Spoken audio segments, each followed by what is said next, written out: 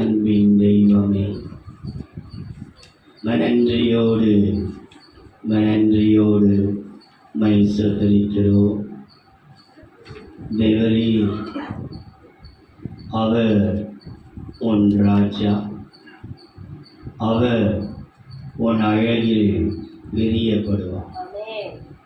எங்களுடைய அழகு எல்லாமே நீர்தான் ஐயா.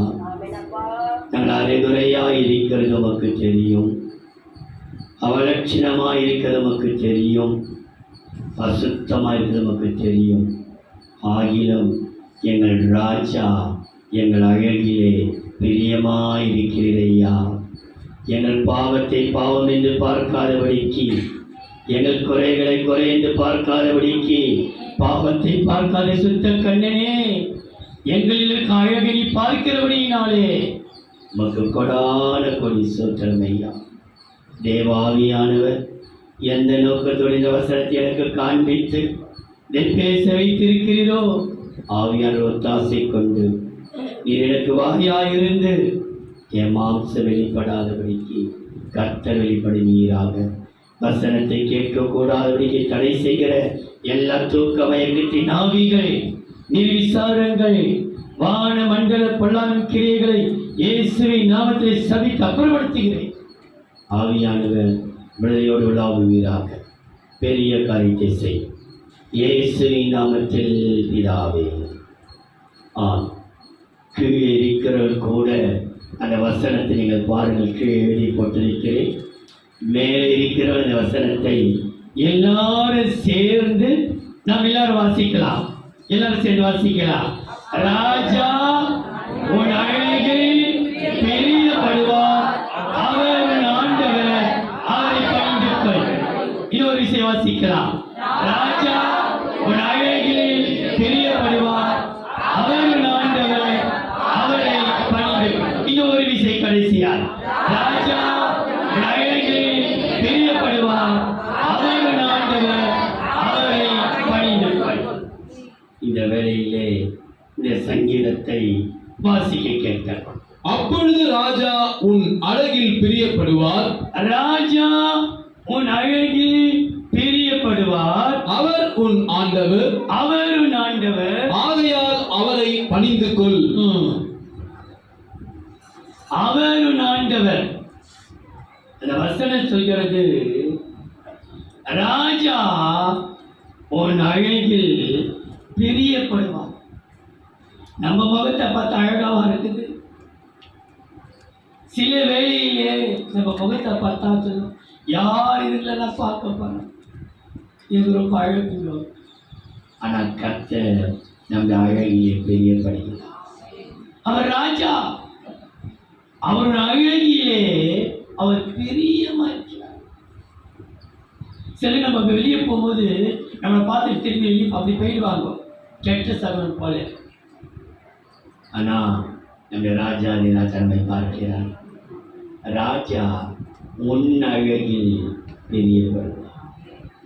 உன்னத பாட்டு 1 அதிகாரம் 5ஆம் வசனம். எருசலேமின் குமாரத்திகளே, உன்னத பாட்டு 1 அதிகாரம் 5ஆம் வசனம். எருசலேமின் குமாரத்திகளே, கேதாரின் கூடாரங்களைப் போலவும் சாலமோனின் திரைகளைப் போலவும் நான் கருப்பாயிருந்தாலும் அழகாயிருக்கிறேன். எப்படி இருக்கிறேன்? நான் கருப்பாயிருந்தாலும் அழகாயிருக்கிறேன். நான் அவலட்சணமாயிருந்தாலும் அழகாயிருக்கிறேன். நான் பாவியாயிருந்தாலும் என் தேவனுக்கு முன்பாக அழகாயிருக்கிறேன். நான் துரோகியாயிருந்தாலும் என் தேவனுக்கு முன்பாக அழகாயிருக்கிறேன். அவர் ராஜா, உன் அழகில் அவர் பிரியப்படுவார். நம்முடைய அழகை தேவன் எதிலே பார்க்கிறார்? அவர் ஆண்டவர், அவரை பணிந்து கொள். ஏன் தெரியுமா? உன் ராஜா உன் அழகில் பிரியப்படுவார். எதை கண்டு இப்படி மயங்கி போயிருக்கிறாங்க? என்னத்தான் பார்த்தாங்க தெரியல, இப்படி மயங்கி போயிருக்கிறாங்க. சில பேர் சொல்றேன், எதை கண்டுதாமா நீ மயங்கின?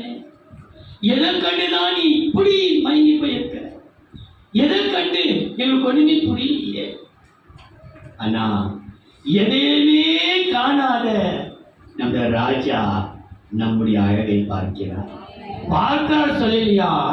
உன் அழகில் அவர் பிரியப்படுகிறார்.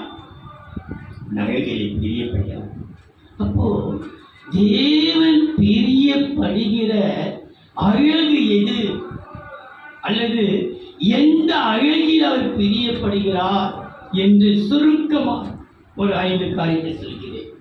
முதலாவதாக ஆதியாகமம் 2ஆம் அதிகாரம் 9ஆம் வசனம். தேவனாகிய கர்த்தர் ஆதியாகமம் 2ஆம் அதிகாரம் 9ஆம் வசனம். தேவனாகிய கர்த்தர் பார்வைக்கு அழகும், பார்வைக்கு அழகு. உன் பார்வையிலே நீ அழகா இருக்க. நீ பார்க்கிற பார்வை திருட்டு போய் முடிக்கலாமே. அவன் பார்வை சரியில்லை பாஸ்டர், திருட்டு போய் முடிக்குது, அதை பார்த்து இருக்கிற நீ. வசனம் சொல்கிறது உன் பார்வையில் இருக்கிற அழகை கர்த்தர் பிரியப்படுகிறார். இன்றைக்கு யாரு பார்க்கிறார்களோ இல்லையோ, உன் பார்வையிலே அழகு காணப்படவில்லை. நீ பார்க்கிற பார்வை வேற யாருமே பார்க்க முடியாது. உன் கண்ணை தவிர வேற யாரும் கண்ணு பார்க்க முடியாது. எல்லார் கண்ணை நீ மறைச்சிடலாம், ஆனா யாருடைய கண்ணை மறைக்க முடியாது? கர்த்தருடைய கண்ணை மறைக்க முடியாது. ஆகையால் நான் உனக்கு சொல்லுகிறேன், நீ பார்க்கும் பார்வை தேவனுக்கு அழகாய் இருக்கிறது. உன் அழகிலே ராஜா பிரியப்படுவார். எந்த அழகிலே? பார்க்கிற பார்வை. பார்வையின் அழகு கர்த்தர். நீ பார்க்கிற பார்வை கர்த்தர் பிரியப்படுவார். நீ செல்போன்ல பார்க்கிற காரியங்களில் கர்த்தர் பிரியமாய் இருப்பாரா? யோசித்துப்பார். அதிகமாக இதை குறித்து பேசவில்லை. உன் பார்வையிலே தேவன் அழகை எதிர்பார்க்கிறார். நீங்க வாசித்து பாருங்கள். ஆதியாகமம் 39ஆம் அதிகாரம் 6ஆம் வசனம் 9ஆம் வசனம். ஆகையால் ஆதியாகமம் 39ஆம் அதிகாரம் 6ஆம் வசனம் 9ஆம் வசனம். ஆகையால் அவன் தனக்கு உண்டானதை எல்லாம் யோசேப்பின் கையிலே ஒப்பு கொடுத்து விட்டு தான் புசிக்கிற போஜனம் தவிர தன்னிடத்திலிருந்து மற்றொன்றையும் குறித்து விசாரியாதிருந்தான். யோசேப்பு அழகான ரூபமும், யோசேப்பு எப்படிப்பட்ட ரூபமா?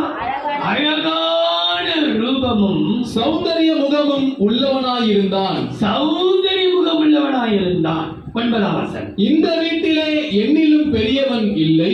யோசேப்பு சொல்லுகிறார், நமக்கு தெரிந்த வசனமே. நீ அவருடைய மனைவியா இருக்கிறபடியால் உன்னை தவிர வேறொன்றையும் அவர் எனக்கு விலக்கி வைக்கவில்லை.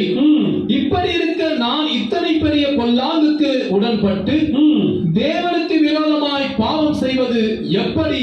எப்படி பாவம் செய்யாதவனுடைய பார்வையிலே தேவன் பிரி. அப்படி அழகு.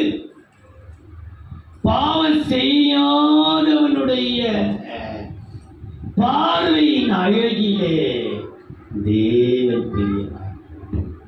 அவன் வாழ்க்கையில் என்ன இல்லையா? பாவம் பாவம் இல்லைன்னு சொல்லல, பாவம் ஆசைப்படிய பட்டு இருக்குது. அவன் போல தேடி வந்து இருக்குது. அது தேடி வந்த பாவம் எது? வேலைக்காட்சி இல்லை, வேலைக்காரன் இல்லை, ஆபீஸ் பாய் இல்லை, பெருக்கிற அந்த அம்மா இல்லை, டைபிஸ்ட் இல்லை, மேனேஜர் அம்மா இல்லை, எஜமாத்தி அம்மா தேடி வந்திருக்கிறது பாவம். அவன் அந்த பாவத்துக்கு உடன்படாவிட்டா வேலை டிஸ்மிஸ் ஆகணும், இல்லை அந்த இடத்தை விட்டு துரத்தி அடிக்கப்படணும். ஆனால் ஒன்றே ஒன்று அவனுக்கு தெரியும், நான் தேவனுக்கு விரோதமாய் பாவம் செய்வது எப்படி? எனக்கு எந்த அந்தஸ்தும் தேவையில்லை. என் தேவனுக்கு விரோதமாய் நான் பாவம் செய்வது எப்படி? அப்போ பாவம் செய்யாதவருடைய பார்வையின் அழகிலே யார் பிரியப்படுகிறது? அது அவருக்கு. அவன் எப்படி நடந்து போட்டோம், ஆனா அவன் யார் தெரியுமா? பாவமா பக்கத்தில் இருக்குது. அவனுக்கும் பாவத்துக்கு ஒரு அடி, ஒரு தொடர்பு சொல்ல முடியாது. ஆனால் பாவத்தை உதவி செய்துவிட்டு என் தேவனை பார்க்கிறாரே. யார் பார்க்கிறோம் இல்லையோ, யார் பார்க்கிறது? என் தேவன் பார்த்து கொண்டிருக்கும் பொழுது நான் எப்படி பாவம் செய்வேன்? அப்ப பார்வையின் அழகு யாரிடத்திலே காணப்படுகிறது என்றால் பாவம் செய்யாத. இந்த பாவம் செய்யாத பார்வையுள்ள அழகிலே தேவன் கொடுத்த ஆசீர்வாதத்தை பாருங்கள். ஆதியாகமம் 30ஆம் அதிகாரம் 22, 23, 24. தேவன் ராகேலை நினைத்தருளினார். வாசியுங்கள். ஆதியாகமம் 30ஆம் அதிகாரம் 22, 23, 24. தேவன் ராகேலை நினைத்தருளினார். அவளுக்கு தேவன் செவி கொடுத்து அவள் கர்ப்பம் தரிக்கும்படி செய்தார். அவள் கர்ப்பவதியாகி ஒரு குமாரனை பெற்று தேவன் என் நிந்தையை நீக்கிவிட்டார் என்றும், என் நிந்தையை நீக்கிவிட்டாரா? என் நிந்த அவமான போராட்டத்தை நீக்கிவிட்டார் என்றும், இன்னும் ஒரு குமாரனை கர்த்தர் எனக்கு தருவார் என்று சொல்லி அவனுக்கு யோசேப்பு என்று பெயரிட்டார். யாருக்கு பெயரிட்டார்? யோசேப்பு. பாவம் செய்யாத இதே ஆதியாகமம் 29ஆம் அதிகாரத்தில் இந்த ராகேல் எப்படி இருந்தால் பாருங்கள். 29ஆம் அதிகாரம் 17ஆம் வசனம். லேயாளுடைய கண்கள் கூச்ச பார்வையாய் இருந்தது. அவ கண் பார்வை எப்படி இருந்ததா? கூச்ச பார்வையாய் இருந்தது.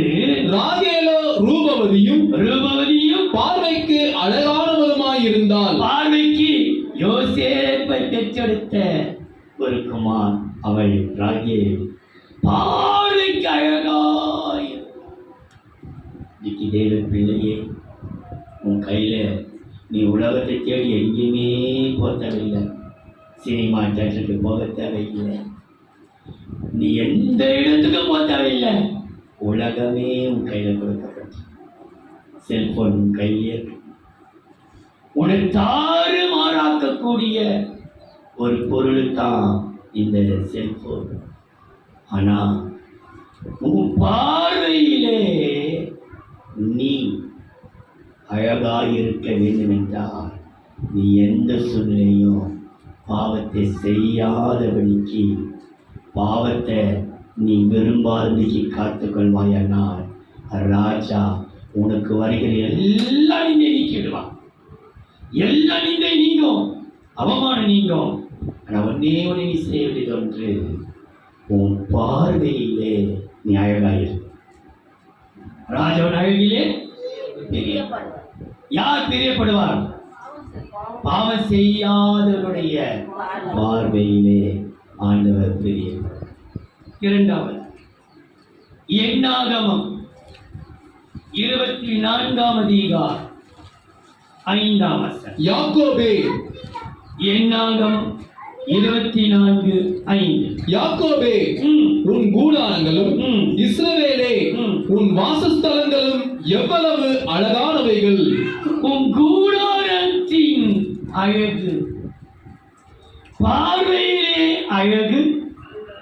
இரண்டாவது, உன் கூடாரம் எவ்வளவு அழகாக, உன் கூடாரத்திலே ரட்சிப்பின் சத்தம் எதிரிக்கணும். உன் கூடாரத்துக்குள்ளே தேடு துதி பாடல் தொனிக்கணும். அதை விட்டுட்டு எப்ப பார்த்தாலும் கூடாரத்தில் கூச்சலும் குழப்பமும் சண்டையும் சாடியும் வீணான காரியம் காணப்படவே.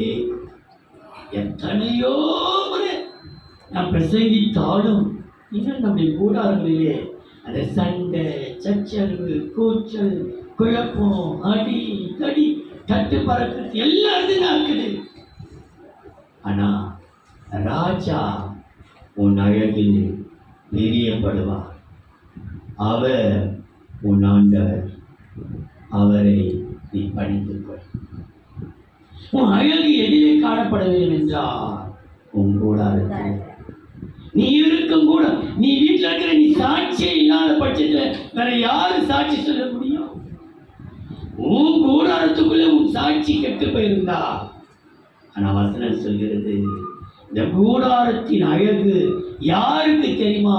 தேவன் அந்த அழகை பார்க்கிறாரு. எபிரேயரின் புஸ்தகம் 11ஆம் அதிகாரம் 9ஆம் வசனம். விசுவாசத்தினாலே அவன் வாக்குத்தத்தம் பண்ணப்பட்ட தேசத்திலே, எபிரேயர் 11ஆம் அதிகாரம் 9ஆம் வசனம். விசுவாசத்தினாலே அவன் வாக்குத்தத்தம் பண்ணப்பட்ட தேசத்திலே பரதேசியை போல சஞ்சரித்து, எப்படி சஞ்சரித்தானா? பரதேசியை போல சஞ்சரித்து அந்த வாக்குத்தத்தத்திற்கு உடன் சுதந்திரராகிய ஈசாக்கோடும் யாக்கோபோடும் கூடாரங்களிலே குடியிருந்தான். எங்க குடியிருந்தான்? யாரோடு? யாக்கோபோடு ஈசாக்கோடும்.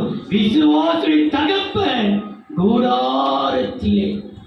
இந்த யாக்கோபின் கூடாரம் தான் அழகானவர்கள் கர்த்தருடைய பார்வையிலே. யாக்கோப்பு குணசாலியும் கூடாரவாசி. ஆதியாகமம் 25ஆம் அதிகாரம் 27ஆம் வசனம். இந்த பிள்ளைகள் பெரியவர்களான போது, ஆதியாகமம் 25:27. இந்த பிள்ளைகள் பெரியவர்களான போது ஏசா வேட்டையில் வல்லவனும் வனசஞ்சாரியுமாய் இருந்தான். யாக்கோபு குணசாலியும் கூடாரவாசியுமாய் இருந்தான். கூடாரவாசி. யாக்கோபு குணசாலியும் கூடாரவாசியுமாய் இருந்தான். கூடாரத்தின் அழகு எங்கே இருக்கிறது என்றால் பரதேசியாய் வாழ்கிறது. இந்த பூமியிலே நீ எவ்வளவு செல்வசீமானாய் இருந்தாலும் நீ அறிந்து கொள், என் தேவனுக்கு முன்பாக நான் தெரிந்து கொள்ளப்பட்ட ஒரு பரதேசி. நாம் எல்லாரும் எப்படிப்பட்டவர்களா? தேவனால் தெரிந்து கொள்ளப்பட்ட பரதேசிகள். வசனம் சொல்கிறது, வாசிக்க 91ஆம் சங்கீதம் 10ஆம் வசனத்திலே, பொல்லா உனக்கு நேரிடாது, வாதை உங்களாரத்தை வாதை அணுகவே அணுகாது, உன் வாதை எல்லாம் நீக்கி விடுவா. ஆனா உன் கூடாரத்திலே அழகு காணப்பட வேண்டும். யாருடைய கூடாரம்? பரதேசியுடைய கூடாரத்தில் அழகை கற்று இயேசுவின் அழகு காணப்படும். உன்னுடைய பார்வை அழகு கர்த்தர் பிரியப்படுகிறார். உன் கூடாரத்தின் ஆகையினால் உன் கூடாரத்துக்குள்ளே ஜெப சத்தம், துதியின் சத்தம், வேதவாசிப்பின் சத்தம், உபவாச சத்தம், ஆடல் பாடல் சத்தம் இருக்கட்டும். இனி உன் கூடாரத்தில், நீதிமானுடைய கூடாரத்திலே கம்பீர சத்தம் உண்டு. கர்த்தரின் வலதுகரம் பராக்கிரம் செய்யும். வாசித்திருந்த வசனத்தை 118ஆம் சங்கீதம் 15ஆம் வசனம். நீதிமான்களுடைய கூடாரத்திலே கம்பீர சத்தம் உண்டு. கர்த்தரின் வலதுகரம் உனக்காக பராக்கிரம் செய்யும். மூன்றாவதாக உன்னத பாட்டு 2ஆம் அதிகாரம் 14ஆம் வசனம். கன்மலையின் வெடிப்புகளிலும், உன்னத பாட்டு 2ஆம் அதிகாரம் 14ஆம் வசனம். கன்மலையின் வெடிப்புகளிலும் சிகரங்களின் மலைவிடங்களிலும் தங்குகிற என் புறாவே, என் புறாவே, உன் முகரூபத்தை எனக்கு காண்பி, உன் முகரூபத்தை எனக்கு காண்பி, உன் சத்தத்தை நான் கேட்கட்டும். உன் சத்தம் இன்பமும் உன் முகரூபம் அழகுமாயிருக்கிறது உன் என்றார். முகரூபம் உன் ரூபத்திலே அழகு. ராஜா உன் அழகில் தெரியப்படுவான். எந்த அழகிலே? பார்வையின் அழகிலே, கூடாரத்தின் அழகிலே, உன் ரூபத்தின் அழகு. சில பேர் ரூபம் கதூரம் கதூரம். ஆனா வசனம் சொல்கிறது உன் ரூபம் அழகு. இந்த ரூபம் அழகுள்ள ரூபம் உள்ளவர்களுக்கு பணிவிடை செய்கிறவர்கள். பந்தா காட்ட மாட்டார்கள். பணிவிடை செய்கிறவர்கள். 1 ராஜாக்கள் 1ஆம் அதிகாரம் 4ஆம் வசனம். அந்த பெண் வெகு அழகாயிருந்தால் 1 ராஜாக்கள் 4ஆம் அதிகாரம் 1ஆம் அதிகாரம் 4ஆம் வசனம் 6ஆம் வசனம். அந்த பெண் வெகு அழகாயிருந்தால் எப்படி அழகா இருந்தாளா? வெகு அழகா இருந்தால் அவள் ராஜாவுக்கு உதவியாயிருந்து அவனுக்கு பணிவிடை செய்தாள். என்ன செய்தாளா? பணிவிடை செய்தார். ரூபத்தில் அழகுள்ளவர்கள் எப்போதுமே பணிந்து அவங்க காலரை தூக்கி நிமிர்ந்து நடக்கவே மாட்டாங்க. பார்த்தீங்களா? அவங்க ரூபம் அவர் சாந்தமும் சொர்க்கம். வெகு அழகாய் இருந்தவள் பணிவிடை செய்கிறார். 6ஆம் வசனம். அவனுடைய தகப்பன் நீ இப்படி செய்வானேன் என்று அவனை ஒரு காலம் கடிந்து கொள்ளவில்லை. அவன் மிகவும் அழகுள்ளவனாய் இருந்தான். எப்படி அழகுள்ளவனா இருந்தான்? மிகவும் அழகுள்ளவன். மிகவும் அழகு. தேவ பிள்ளைகளே, பணிந்து கொள்கிறவருடைய ரூபத்தின் அழகில் கர்த்தர் பிரியப்படுகிறார். ஏனென்றால் அதனுடைய ஆசீர்வாதம் நிந்தை நீக்கும், பாதையை நீக்கும், பொல்லாத ஆவிகளை நீக்குமா. வாசித்து பாருங்கள். 1 சாமுவேல் 16ஆம் அதிகாரம் 12-13. ஆள் அனுப்பி அவனை அழைப்பித்தான். 1 சாமுவேல் 16ஆம் அதிகாரம் 12ஆம் வசனம் 13ஆம் வசனம் 23ஆம் வசனம். ஆள் அனுப்பி அவனை அழைப்பித்தான். அவன் சிவந்த மேனியும் அழகிய கண்களும். எப்படிப்பட்ட கண்களா? அழகிய கண்களும் நல்ல ரூபமுள்ளவனுமாய் இருந்தான். நல்ல ரூபமுள்ளவனாய் இருந்தான். அப்பொழுது கர்த்தர் இவன்தான் நீ எழுந்து இவனை அபிஷேகம் பண்ணு என்றார்.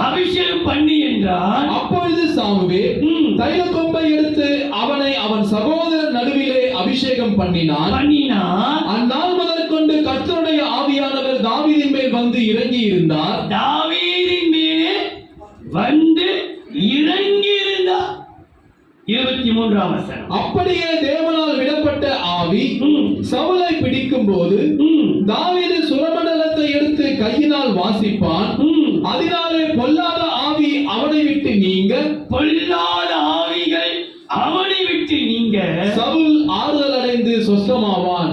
பொல்லாத ஆவிகள் நம்ம வீட்டை விட்டு விலை போக போகிறது. நம்மை ஆட்டி படைக்கிற பொல்லாத ஆவிகள் நம்ம விட்டு அகல போகிறது. அதுக்கு ஒரே ஒரு காரணம், பணிவிடை செய்கிறவருடைய ரூபத்தின் அழகு. ராஜா அவன் அழகில் பிரியப்படுவான். எந்த அழகிலே? ரூபத்தின் அழகி, பார்வையின் அழகிலே.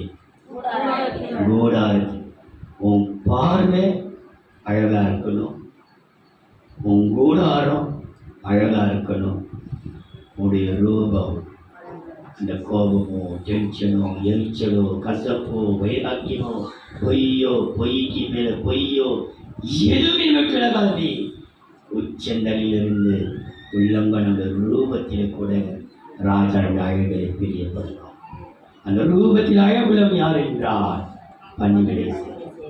4வது தானியேலின் புஸ்தகம் 1ஆம் அதிகாரம் 3ஆம் வசனம். அப்பொழுது இஸ்ரவேல் புத்திரருக்குள்ளே தானியேல் 1ஆம் அதிகாரம் 3ஆம் வசனம். அப்பொழுது இஸ்ரவேல் புத்திரருக்குள்ளே ராஜகுலத்தார்களிலும் துரைமார்களிலும் யாதொரு மாசும் இல்லாதவர்களும் அழகானவர்களும் சகல ஞானத்திலும் தேறினவர்களும் அறிவில் சிறந்தவர்களும் கல்வியில் நிபுணரும் ராஜாவின் அரண்மனையிலே சேவிக்க திறமையுள்ளவர்களும் ஆகிய சில வாலிபரை கொண்டு வர. ராஜாவை சேவிப்பதில் எதற்கு இந்த தெரியுமா? நம்முடைய ராஜாதி ராஜாவை சேவிப்பதிலே. ஆமென். நீ எப்படி சேவிக்கிறாய்? நீ ஆறாலிருந்து நீ கர்த்தரை எப்படி சேவிக்கிறாய்? ஆமெனப்பா. உன் வீட்டில் நீ எப்படி கர்த்தரை சேவிக்கிறாய்?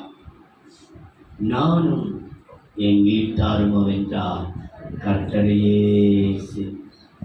இந்த சேவிப்போம் என்று சொல்லுகிறவன் யார் என்றால், எந்த புயலோ காற்றடித்தாலும் பயப்படாத, எவ்வளவு பெரிய பிரச்சனை வரட்டும். அப்போஸ்தலர் 27ஆம் அதிகாரம் 23ஆம் வசனம் 24ஆம் வசனம். ஏனென்றால் நீங்கள் அந்த 27ஆம் அதிகாரத்தில் எடுத்து பாருங்கள். நான் சொல்கிற ஒவ்வொரு வசனத்தையும் வாசிக்க கேட்கலாம். முதலாவது 23 24. ஏனென்றால் என்னை ஆட்கொண்டவரும் நான் சேவிக்கிறவருமான தேவனுடைய தூதனானவன், நான் சேவிக்கிற என் ஆண்டவர். யாரை நான் சேவிக்கிறேன்? நான் சேவிக்கிற ஆண்டவருடைய தூதனானவர் இந்த ராத்திரியிலே என்னிடத்தில் வந்து நின்று, பவுலே பவுலே பயப்படாதே. என்ன செய்யாத நீ? பயப்படாதே. புயல் வீசுது, காற்றடிக்கிறது, சூரியனோ சந்திரனோ காணப்படல.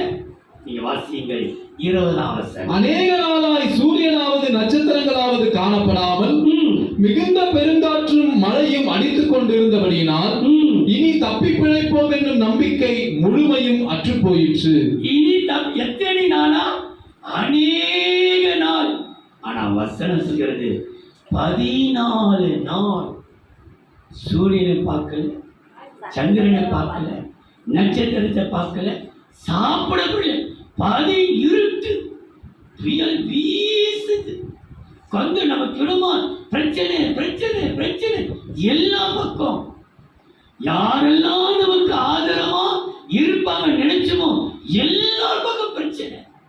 எல்லாம் எந்த பக்கத்தில் பிரச்சனை. ஆனா இது யார் அனுமதிக்கிறார்? கர்த்தர். கர்த்தருடைய அனுமதி. ஒரு சமயம் நம்மளை விரோதிக்குள்ள போய், ஏன்பா நீ நம்மளை விரோதிச்சீங்க? அவங்க உங்களுக்கு என்ன தீமை செய்தாங்க? உனக்கு அவங்க என்ன தீமை செய்தாங்க நீ விரோதிக்கிற? நீ வெறுக்கிறதுக்கு காரணம் என்ன? என்ன தப்பு உனக்கு என்ன விரோதம் செய்தாங்க? அவங்க எதுக்காக விரோதம் செய்தாங்க? அவங்க செய்த நன்மையை நினைச்சு பார்த்தா அவங்க விரோதம் பண்ணவே மாட்டாங்க. ஆனா விரோதம் செய்ததற்கு காரணம் யார் உண்டு பண்ணிட்டு? கர்த்தர். இந்த புயல் 14 நாள் தப்பி பிழைப்போம் என்கிற நம்பிக்கையை அச்சு வைச்சு. ஆனா கர்த்தர் விடுவாரா? சேவிக்கிற அழகில் கர்த்தர் பிரியப்படுகிறார். இவ்வளவு காத்து, இவ்வளவு மழை, இவ்வளவு பிரச்சனை, நாலா பக்கம் பிரச்சனை, ஆதரவு கொடுக்க வேண்டிய போர்க்கொடி பிடிக்கிறாங்க, எதிர்க்கிறாங்க, நிந்திக்கிறாங்க. என்ன செய்ய முடியும்? ஆனாலும் நான் சேவிக்கிற ஆண்டவர் என்னை பார்த்து சொல்கிறார், நீ பயப்படாதே. உன்னை பார்த்து சொல்கிறார், பயப்படாதே. நம்மை பார்த்து சொல்கிறார், நீ பயப்படாதே. ஏன் தெரியுமா? நீங்க வாசியுங்கள் 27ஆம் வசனம். 14ஆம் ராத்திரியான போது, எத்தனாவது ராத்திரி? இப்போ 14. 14ஆம் ராத்திரியான போது நாங்கள் ஆதிரியா கடலிலே அலைவுபட்டு ஓடுகையில், அதிரியா கடலிலே நாங்கள் அலைவுபட்டு ஓடுகையில் நடுஜாமத்திலே கப்பலாட்களுக்கு ஒரு கரை கிட்டுகிறதாக தோன்றிற்று. 33ஆம் வசனம். பொழுது விடுகையில் எல்லாரும் போஜனம் பண்ணும்படி பவுல் அவர்களுக்கு தைரியம் சொல்லி, பவுல் கிட்ட தான் சொன்னார். என்ன சொன்னாரு? நீ பவுலே பயப்படாதே, நான் சேவிக்கிறவர் எனக்கு தரிசனம் கொடுத்தா நீ பயப்படாதே, நான் சேவிக்கிறவர். அப்ப பயப்படாதவனுடைய அந்த சேவிப்பதை ஆண்டவராக பார்க்கிறார். இவ்வளவு பிரச்சனையிலேயும் அவரை சேவிக்கிற சேவகத்திலே ஒரு காரியமும் வராதபடிக்கு கர்த்தர் கிருபையை பாதுகாத்தாரே. நான் சேவிப்பதிலே அவர் பிரியப்படுகிறார். ராஜா உன் அழகிலே பிரியப்படுவார். யாருடைய அழகிலே? சேவிக்கிறதிலே பயப்படாதவனுடைய அழகில் பிரியப்படுகிறார். அவர் என்ன செய்கிறார் பார்த்தீங்களா? யோசுவாவின் புஸ்தகம் 24ஆம் அதிகாரம், நமக்கு அந்த 15ஆம் வசனம் தெரியும். நானும் என் வீட்டாரும் என்றால் கர்த்தரை ஆனா 21 22 வாசி. ஜனங்கள் யோசுவாவை நோக்கி, நீ மாத்திரம் சொல்லாதப்பா யோசுவாவே, நானும் என் வீட்டாரும் என்றால் கர்த்தரையே சேவிப்போம் என்று யோசுவா சொன்ன மாத்திரத்திலே ஜனங்கள் எல்லாரும் யோசுவாவை நோக்கி அப்படி அல்ல, நாங்கள் கர்த்தரையே சேவிப்போம் என்றார்கள். அப்பொழுது யோசுவா ஜனங்களை நோக்கி, கர்த்தரை சேவிக்கும்படி நீங்கள் அவரை தெரிந்து கொண்டதற்கு நீங்களே உங்களுக்கு சாட்சிகள் என்றான். அதற்கு அவர்கள், நாங்களே சாட்சிகள் என்றார்கள். நாங்கள் சாட்சிகள் தான்ப்பா, நான் சேவிக்கிற சேவகர் என் தேவனுக்கு சாட்சியாய் வாழ்ந்து காட்டுவேன். இனி யாருக்கிடலா இருக்கவே மாட்டேன், நானே சாட்சி என்று சவால் விடுகிறார்கள். கர்த்தர் நம்மை சாட்சியாய் நிறுத்துவார். ராஜா உன் சேவிப்பதிலே அழகில் பிரியப்படுகிறார். உன் யாருடைய சேவகம் என்றால் எதற்குமே பயப்படாத. 14 நாள் சூரியன் இல்லை, சந்திரன் இல்லை, லைட் இல்லை, ஃபேன் இல்லை, சாப்பாடு இல்லை, ஒன்றுமே இல்லை. பிரச்சனை மாத்திரம் தொடர்ந்து இருக்குது. பொழுது போனா பிரச்சனை. என்ன இப்படி பிரச்சனை வருது? இவ்வளோ நம்ம ஜெபிக்கிறோம், தொடர்ந்து பிரச்சனை மேலே பிரச்சனை தொடருது. தெரியல. ஆனால் நம்மை சேவிக்கிற சேவகத்திலே கர்த்தர் பிரியப்படுகிறார். உன் சேவிப்பதிலே அழகு. நீ யாரை சேவிப்பதற்கிற? ராஜாவை சேவிப்பதற்காக நீ அழகாய் மாற்றப்பட்டிருக்கிறாய். உன் அழகிலே ராஜா பிரியப்படுவார். கடைசியா ரோமரின் புஸ்தகம் 10ஆம் அதிகாரம் 15ஆம் வசனம். அனுப்பப்படாவிட்டால் எப்படி பிரசங்கிப்பார்கள்? ரோமர் 10ஆம் அதிகாரம் 15ஆம் வசனம். அனுப்பப்படாவிட்டால் எப்படி பிரசங்கிப்பார்கள்? சமாதானத்தை கூறி நற்காரியங்களை சுவிசேஷமாய் அறிவிக்கிறவர்களுடைய பாதங்கள் எவ்வளவு அழகானவைகள் என்று எழுதியிருக்கிறதே. நற்காரியங்களுடைய அழகு.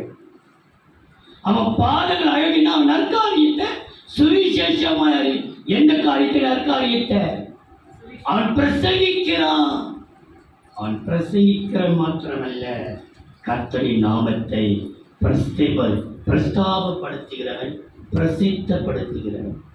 கர்த்தருக்காக பிரசங்கிக்கிறவன், கர்த்தருக்காக பிரஸ்தாபிக்கிறவன், கர்த்தருக்காக பிரஸ்தாபித்து சொல்லுகிறவன் தான் அவனுடைய அழகு. அப்படி நம்முடைய நற்காரியங்களிலே நம்ம காரியம் எல்லாம் நற்காரியம், துர்காரியம் காணப்படவே கூடாது. நம்முடைய பிள்ளைகள் உன்னுடைய கையினால செய்து கெட்ட காரியமாக இருக்க நற்காரியங்களை சுவிசேஷமாய் அறிவிக்கிறனுடைய பாதங்கள் எவ்வளவு. வெறும் சுவிசேஷம் இல்லை, சுவிசேஷம் சொல்லிடலாம். ஆனா உன் வாழ்க்கை, உன் காரியம் நற்கிரியா இருக்கணும். உன் பேச்சு, உன் பார்வை, உன் செய்கை உள்ளத்தில் ஒன்று வச்சு வெளியோடு பேசுறதல்ல. கபரற்ற உத்தம இருதயத்தோடு நம் காரியங்களை செய்வோமானால் நம் நற்காரியங்களின் அழகிலே கர்த்தர் பிரியப்படுவார். இந்த பிரசித்தம் என்று போடப்பட்டிருக்கிறது, பிரசங்கித்தான் என்று போடப்பட்டிருக்கு. ஏசையா எப்படி பண்றா? பிரசித்தம் என்று போடப்பட்டிருக்கு. ஏசையா 52ஆம் அதிகாரம் 7ஆம் வசனம் 9ஆம். சமாதானத்தை கூறி ஏசையா 52ஆம் அதிகாரம் 7. நற்காரியங்கள் அங்கே நற்காரியத்துக்கு முன்பாக சமாதானத்தை கூறி நற்காரியங்களை சுவிசேஷமாய் அறிவித்து ரட்சிப்பை